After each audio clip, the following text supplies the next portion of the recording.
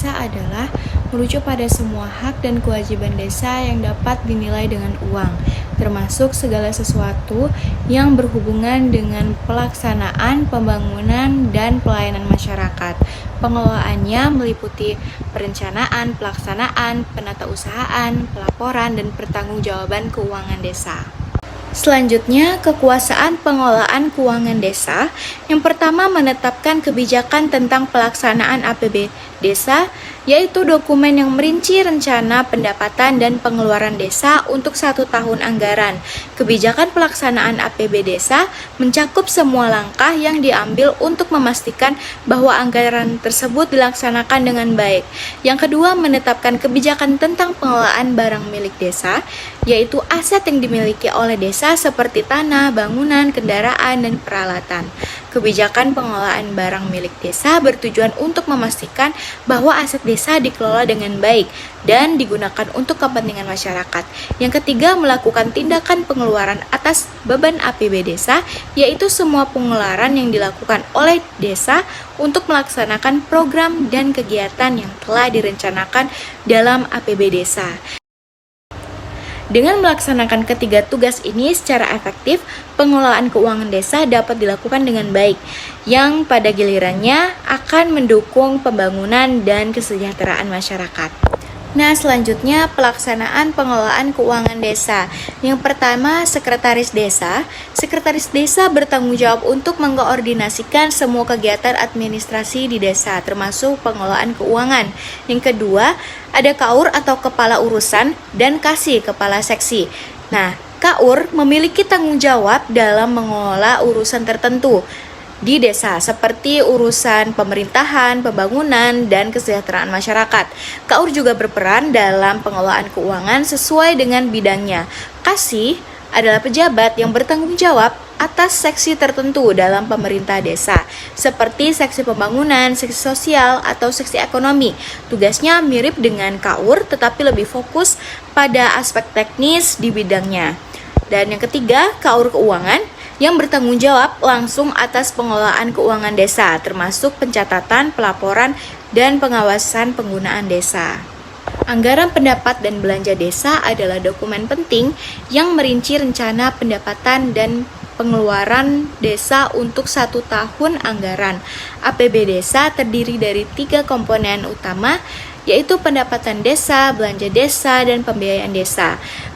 Pendapatan desa adalah semua sumber dana yang diterima oleh desa untuk membiayai kegiatan dan program pembangunan desa. Belanja desa adalah semua pengeluaran yang dilakukan oleh desa untuk melaksanakan program dan kegiatan yang telah direncanakan dalam APB desa. Yang ketiga, pembiayaan desa, yaitu sumber dana yang digunakan untuk menutupi defisit anggaran atau untuk mendanai kegiatan yang tidak dapat dibiayai sepenuhnya oleh pendapat desa. Ada jenis belanja dalam anggaran pendapatan dan belanja desa. Dibagi menjadi 4, yaitu belanja pegawai, pengeluaran yang terkait dengan gaji, tunjangan, dan biaya lain yang dibayarkan kepada perangkat desa dan pegawai yang bekerja di desa. Kedua, belanja barang atau jasa, pengeluaran untuk pembelian barang dan jasa yang diperlukan dalam pelaksanaan kegiatan program desa. Yang ketiga, belanja modal, pengeluaran untuk investasi dalam bentuk aset tetap yang akan memberikan manfaat jangka panjang bagi desa. Yang keempat, belanja tak terduga, yaitu pengeluaran yang tidak terencana dan muncul secara mendadak, biasanya untuk menghadapi situasi darurat atau kebutuhan mendesak. Pengelola keuangan desa merupakan proses yang penting untuk memastikan bahwa dana yang tersedia digunakan secara efektif dan efisien untuk kepentingan masyarakat. Proses ini meliputi beberapa tahapan, yaitu perencanaan, tahap awal dalam pengelolaan keuangan desa yang melibatkan penyusunan rencana, anggaran, pendapatan, dan belanja desa. Dan pelaksanaan adalah tahap di mana rencana anggaran yang telah disusun diimplementasikan dalam bentuk kegiatan nyata. Yang ketiga ada penatausahaan, ada proses pencatatan dan pengelolaan semua transaksi keuangan desa secara sistematis dan akuntabel. Dan keempat, pelaporan, yaitu tahap di mana semua informasi keuangan yang telah dicatat disusun dalam bentuk laporan untuk disampaikan kepada pihak-pihak yang berkepentingan. Dan yang terakhir, pertanggungjawaban, yaitu proses di mana perangkat desa menjelaskan dan mempertanggungjawabkan penggunaan anggaran dan pelaksanaan kegiatan kepada masyarakat dan pihak berwenang. Berikutnya ada realisasi dana desa, adalah proses penyaluran dan penggunaan dana desa yang telah dialokasikan dari anggaran pendapatan belanja negara kepada setiap desa di Indonesia. Dana ini bertujuan untuk mendukung pembangunan desa, meningkatkan kesejahteraan masyarakat, dan mengurangi kemiskinan. Yang terakhir, upaya yang harus dilakukan untuk memastikan realisasi dana desa berjalan secara optimal dan memberikan dampak signifikan pada pembangunan serta pemberdayaan masyarakat desa.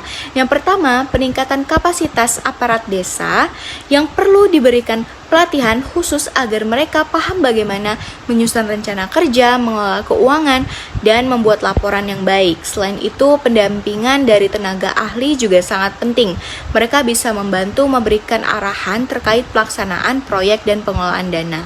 Yang kedua, penguatan transparansi dan akuntabilitas. Transparansi adalah kunci. Jadi di mana informasi terkait anggaran dan penggunaan dana harus diumumkan secara terbuka, baik melalui papan informasi desa, media sosial, maupun musyawarah desa. Selain itu, laporan berkala harus dibuat dan dipublikasikan agar masyarakat tahu bagaimana dana digunakan.